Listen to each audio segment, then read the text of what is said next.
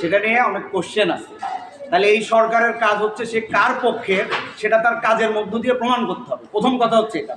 প্রথম হচ্ছে যে আপনি অভ্যুত্থানের পক্ষের সরকার না বিপক্ষের সরকার সেটা আপনাকে প্রমাণ করতে হবে আপনি কি করছেন। গত 5 মাস ধরে এই সরকার যা করেছে সেটা আহতদের চিকিৎসা করে না এই সরকার ঠিক মতো। এই সরকার আমাদের যে বিচারিক প্রক্রিয়া, আপনারা জানেন কিছুদিন আগে সালমানের প্রমাণ পার পেতে দোষী দুর্বল মামলা, বিচারিক প্রক্রিয়াটা শুরু করে নাই ঠিক মতো, আহত নিহতের তালিকা দেয় নাই, এই সরকার বাজার সিন্ডিকেট ভাঙে নাই। তাহলে এই সরকার কার পক্ষে সেটা কিন্তু আমাদের মধ্যে এখন প্রশ্ন তৈরি করছে।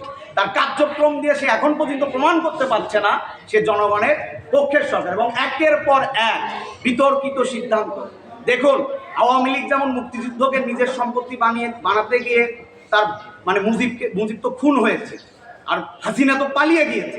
তাহলে 24-এর গণঅভ্যুত্থানের পর যারা আজকে এখানে যারা যদি মনে করেন এরকম গণ আন্দোলনকে সেটা তাদের আকাঙ্ক্ষায় পরিণত করবেন, তাদের সম্পত্তিতে পরিণত করবেন, তাদের জন্য ইতিহাস একটা বড় শিক্ষা।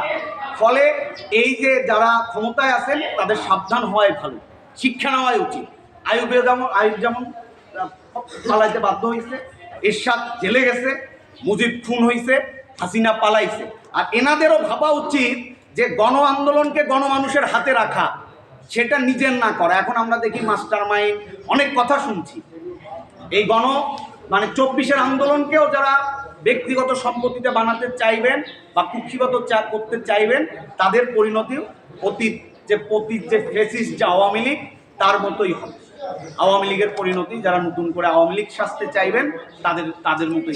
এই নিয়ে আপনার কাছে একটা প্রশ্ন, তাহলে কি আমরা যদি এরকম সরকারের এই কার্যক্রম আমরা চলমান দেখি আগামী কিছু বছর, তাহলে কি আমরা আরো একটি অভ্যুত্থান দেখার মতো পরিস্থিতিতে যাব কিনা আপনারা কি মনে করেন? দেখেন, এখানে যে অভ্যুত্থানটা সংগঠিত হয়েছে এই অভ্যুত্থানের সবচেয়ে বড়